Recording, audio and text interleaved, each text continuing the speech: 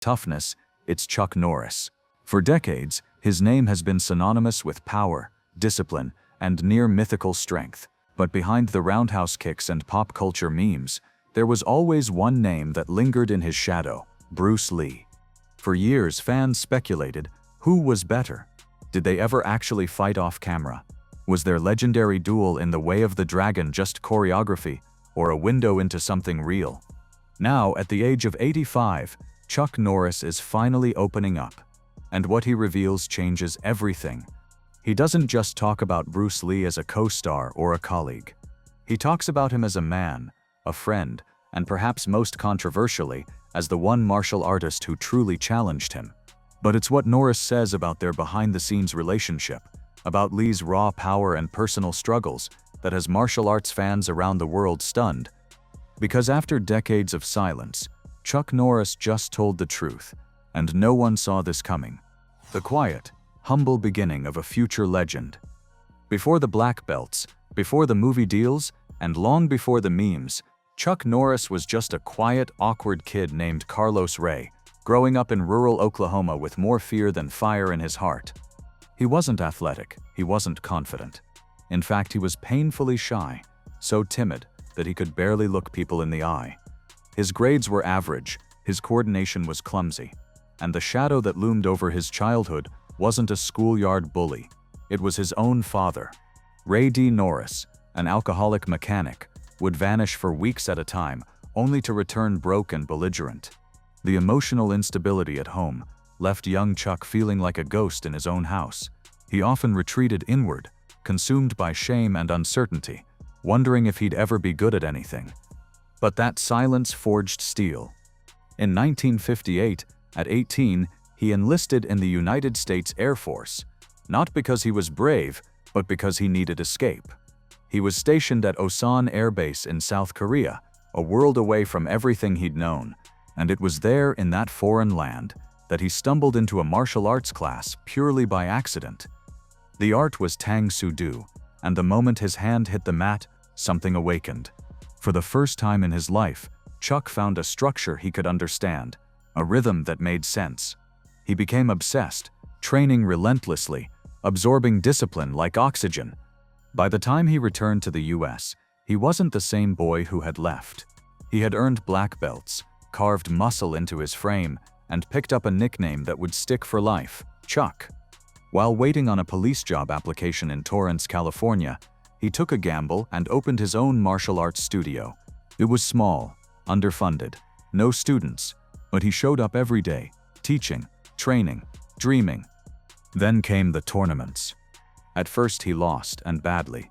He was outmatched by fighters like Joe Louis and Alan Steen, and repeatedly beaten by Tony Tulliners. The sting wasn't just physical, it was humiliating.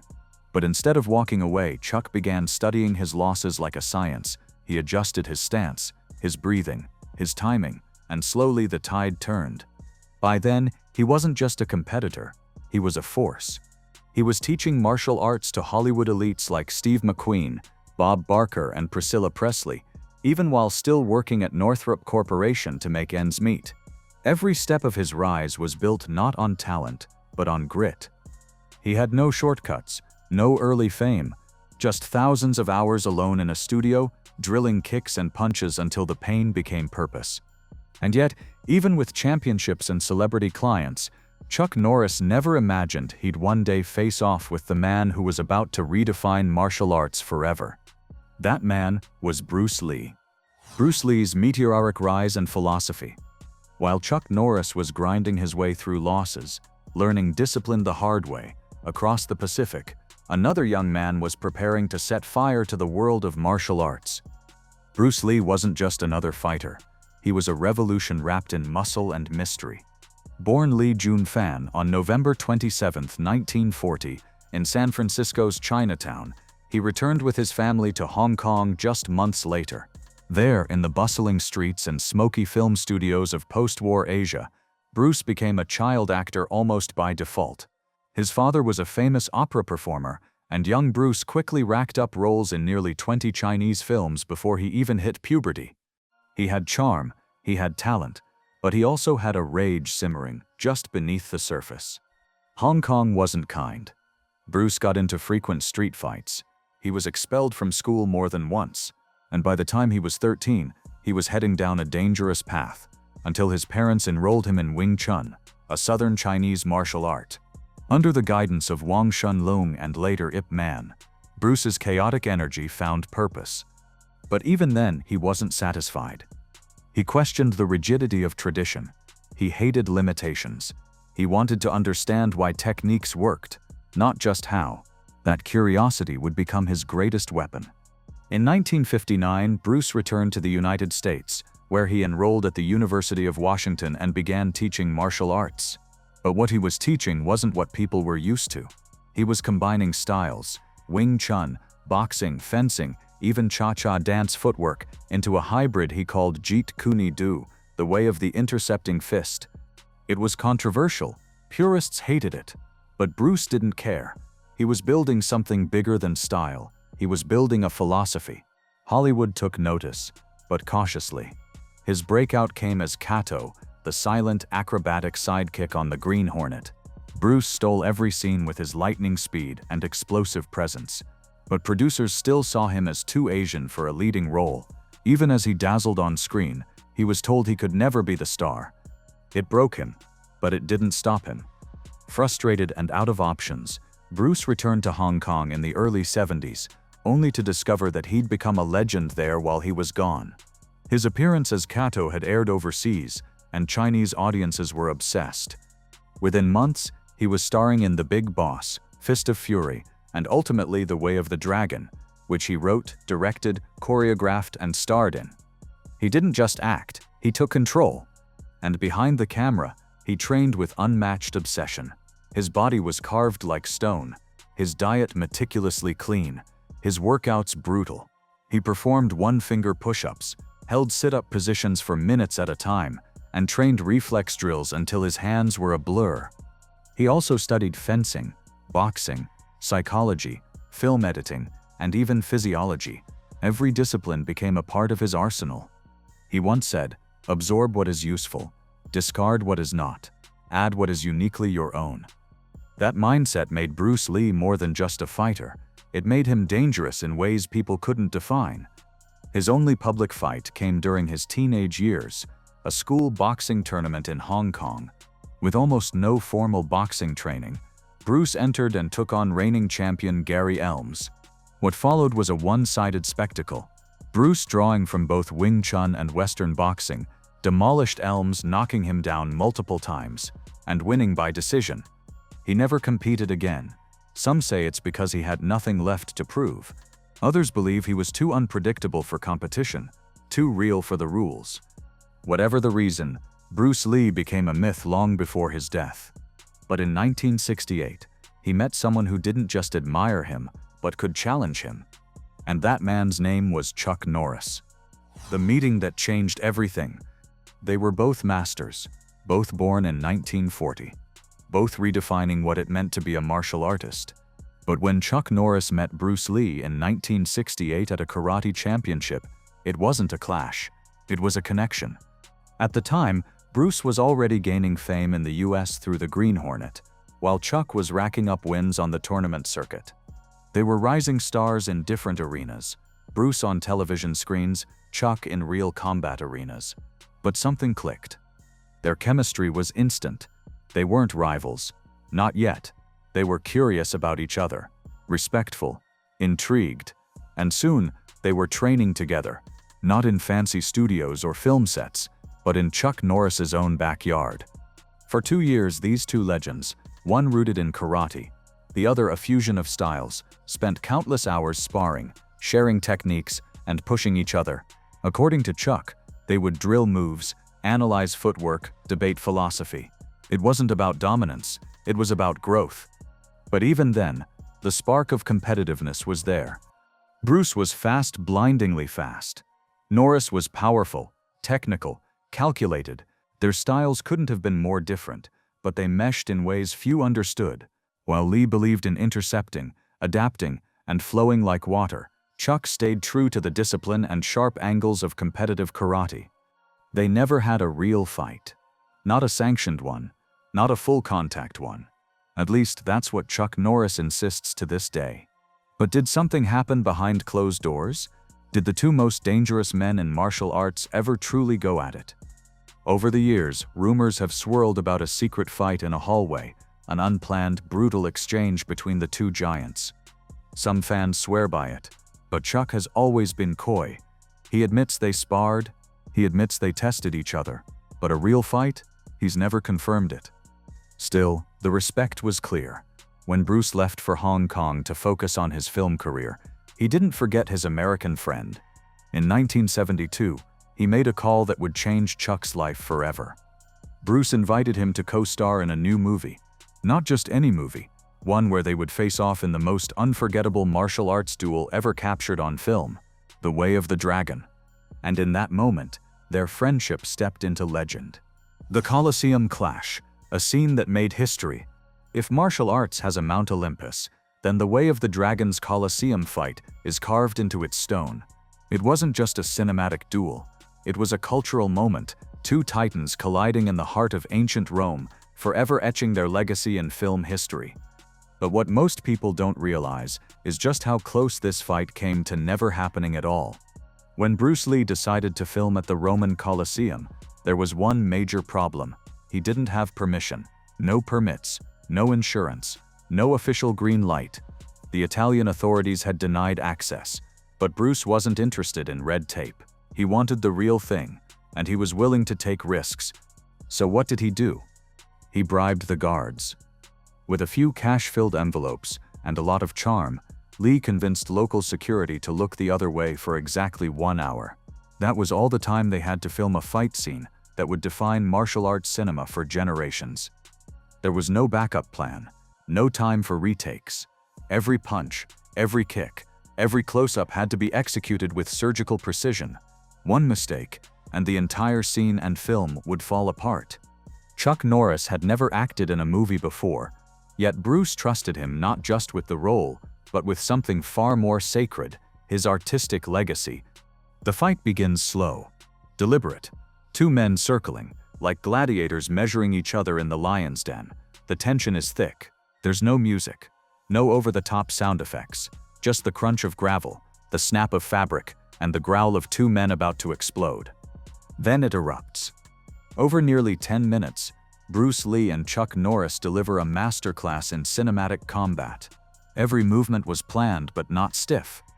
Bruce allowed real contact in certain moments, even encouraging Chuck to hit harder to make the fight feel authentic. And then, the chest hair moment. In the heat of the battle, Bruce throws Chuck to the ground. As Chuck tries to get up, Bruce grabs a fistful of his chest hair and rips it out. It wasn't fake, it wasn't scripted, it just happened. Years later, Chuck recounted getting a letter from a man who said he and his son had watched the movie 26 times and wanted to know, did Bruce really pull out your chest hair? Norris laughed and replied, yes, and it hurt. That moment became legendary, not just for the pain, but for what it symbolized. This wasn't choreography. It was real, raw, personal. What makes the scene so powerful isn't just the technique, it's the respect. Bruce's character delivers the final blow, but not out of cruelty. He pauses, bows, and walks away. It was a cinematic salute between two warriors. Chuck Norris, despite only appearing in the final act, received second billing in the credits because Bruce Lee knew what he brought to the film wasn't just muscle, it was credibility. When the movie released, audiences were stunned. The Way of the Dragon shattered records, becoming the highest-grossing film in Hong Kong's history at the time. Critics called the fight poetry in motion, a ballet of brutality, a new standard in action filmmaking. But for martial arts fans, it was something else entirely. It was proof that Bruce Lee wasn't just the best martial artist in movies, he was the real deal. And yet, as incredible as the scene was, it also fueled a question that has haunted fans for years. What if they hadn't been acting? The myth of a secret duel. It's the question that refuses to die. Did Bruce Lee and Chuck Norris ever fight for real? No cameras, no choreography, no audience. Just two of the most dangerous men alive, going head-to-head behind closed doors. The rumors have been circling for decades, whispers of a full-contact match held in secret, a private duel between legends. Some claim it happened in a narrow hallway, others say it was during a late-night training session gone too far. No footage, no witnesses, just speculation and obsession. Chuck Norris, for the most part, has stayed quiet. He's admitted they sparred. He's talked about their training, but when asked directly if a real fight ever happened, he never gives a clear answer. Just a smile, a shrug, a "that's between us" kind of reply. It drives fans insane. Because what we saw in The Way of the Dragon was too real to be acting. The speed, the timing, the raw tension between them. You could feel it. It didn't look like two actors exchanging rehearsed punches. It looked like two warriors testing each other, holding back just enough to stay professional, but letting the fire show. And then there's the body language. The way Bruce smirks mid-fight. The way Chuck grits his teeth. The barely restrained aggression. It's not fake. It's not flashy. It's two men who know exactly what the other is capable of, and maybe aren't sure who would win. That's why the myth lives on. Even today, fans dissect the fight frame by frame. Martial arts experts debate footwork, timing, strategy. Entire forums are dedicated to theories about what really happened behind the scenes. But maybe that's the magic. Maybe the real fight never happened, and it doesn't matter, because what Bruce and Chuck gave the world was something better than a street fight. They gave us a battle that fused respect, competition, and raw authenticity into a single unforgettable moment on film. And yet, the question still lingers. If they had fought, no rules, no cameras, just skill versus skill, who would have won? That's where we go next. Who would win? The ultimate martial arts debate. It's the kind of debate that sparks barroom arguments, Reddit threads, and black belt blowouts around the world. Bruce Lee versus Chuck Norris. No cameras, no choreography, just fists, instinct, and fire. Who wins?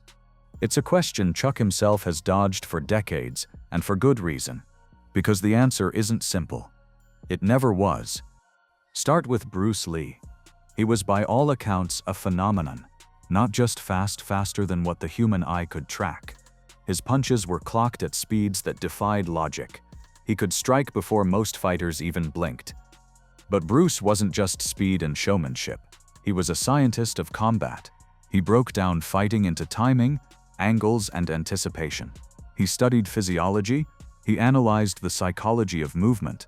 He believed that adaptability, not brute force, was the ultimate advantage, and he built Jeet Kune Do around that principle. Take what works, discard the rest.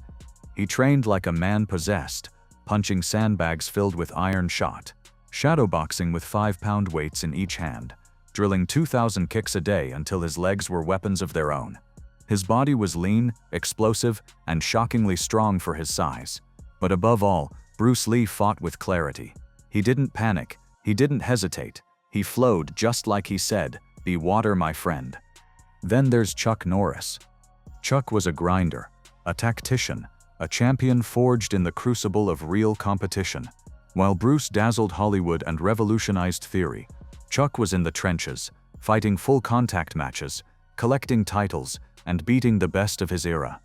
He wasn't just a martial artist, he was a machine of efficiency. He studied his opponents like prey. If you dropped your guard once, he'd punish you. If you ran out of gas, he'd close the distance and break you. He didn't waste motion, he didn't showboat, he just won.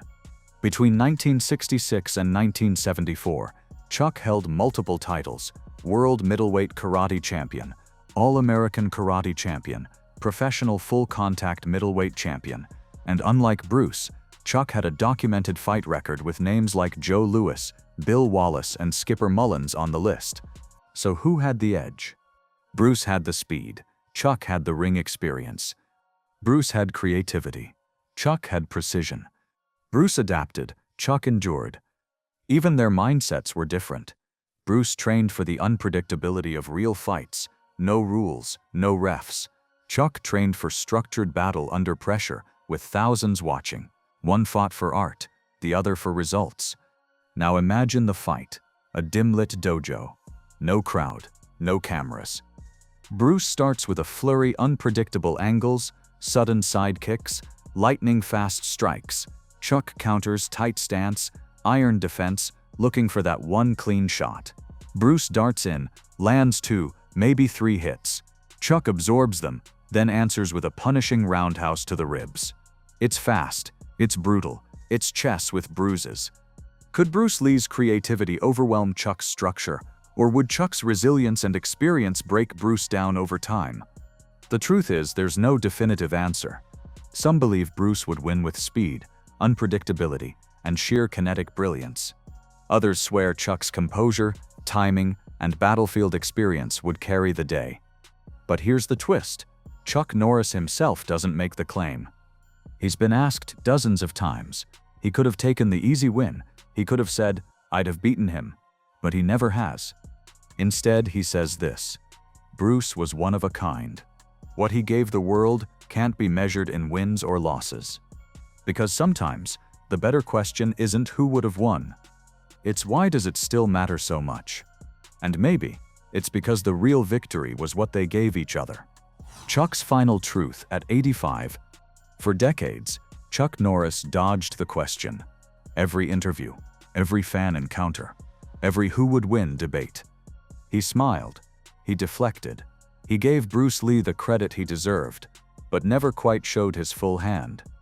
Until now, at 85 years old, Chuck Norris is finally speaking from a place of reflection, not competition, not pride, but truth.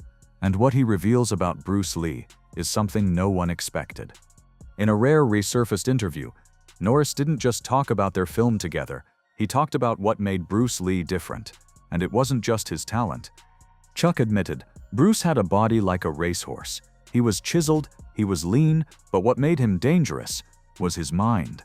He described Bruce's confidence as debilitating, not arrogant, disarming. He said sparring with Bruce was like being caught in a storm. You think you're prepared, he recalled, and then it's already over. For the first time, Chuck didn't hedge. He didn't dance around it. He acknowledged what martial artists around the world already suspected. Bruce Lee wasn't like anyone else. Even during the filming of The Way of the Dragon, Chuck noticed something rare. Bruce didn't just choreograph the fight, he lived it. Every move came from real application, no wasted energy, no theatrical fluff, just pressure, precision, power. And when asked again, one last time about who would have won in a real fight, Chuck paused, then simply said, "It doesn't matter. What Bruce gave the world is bigger than any fight." It was the answer of a man who knows the truth but doesn't need to say it. A man who respects legacy over ego, and maybe a man who was once outmatched and never forgot it. He closed the conversation by calling The Way of the Dragon fight the greatest martial arts scene ever filmed, not because of who won, but because of who he shared it with. And just like that, the debate became something else. It wasn't about who would win anymore. It was about what they gave each other and what they left behind. Legacy, love, and the man behind the legend. Behind the championships, behind the movie stardom, behind the fists that became internet folklore, Chuck Norris was always something more. A husband, a father, a believer, and most of all, a man constantly seeking balance in a world that kept trying to define him with roundhouse kicks and Hollywood one-liners. Long before fame ever found him, Chuck's life was rooted in devotion. He married his high school sweetheart, Diane Holacek, in 1958, wearing his U.S. Air Force uniform and carrying only dreams in his pocket. She stood by him through years of instability, the failed police application, the lonely martial arts studios, the grueling tournaments that left him bruised and doubting. They had 2 sons, Mike and Eric, who grew up watching their father fail, rise, and ultimately dominate a world he never expected to enter. But even as Chuck's name became legendary, his private life was unraveling.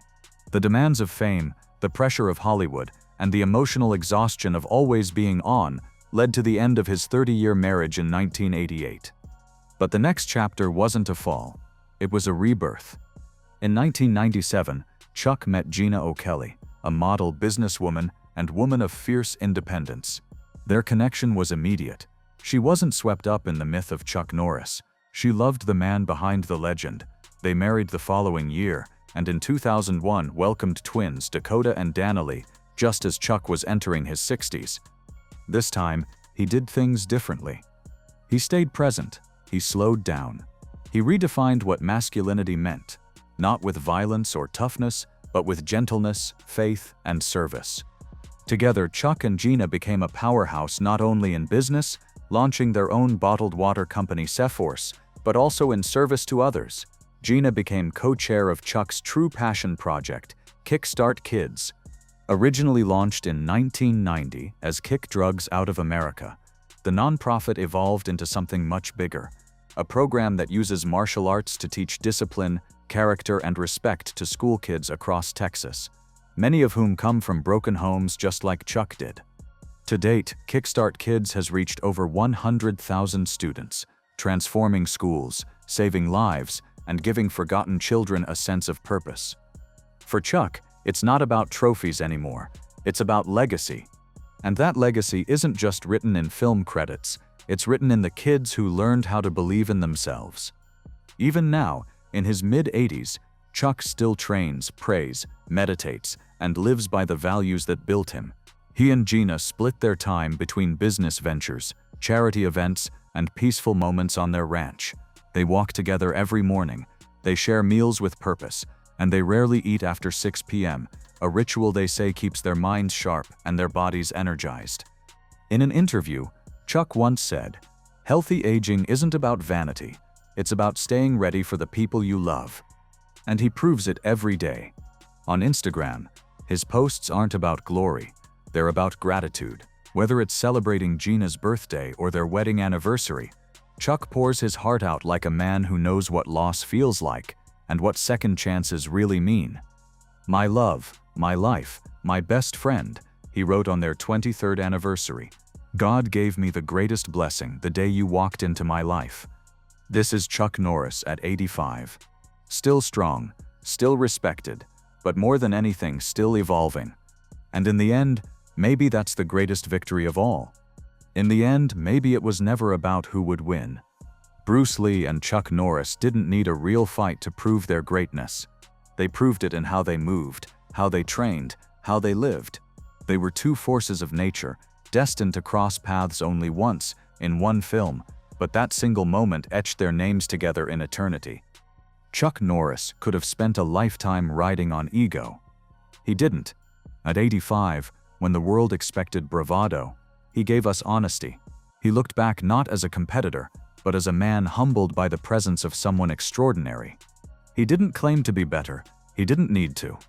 Because real legends don't chase applause, they inspire it. And now, the world sees Bruce Lee and Chuck Norris not just as fighters, but as brothers in arms, bonded by a mutual respect few will ever understand.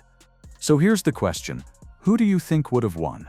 Was Bruce's speed and unpredictability enough to overcome Chuck's power and precision? Or would the karate champion's discipline outlast the Jeet Kune Do master? Let us know in the comments.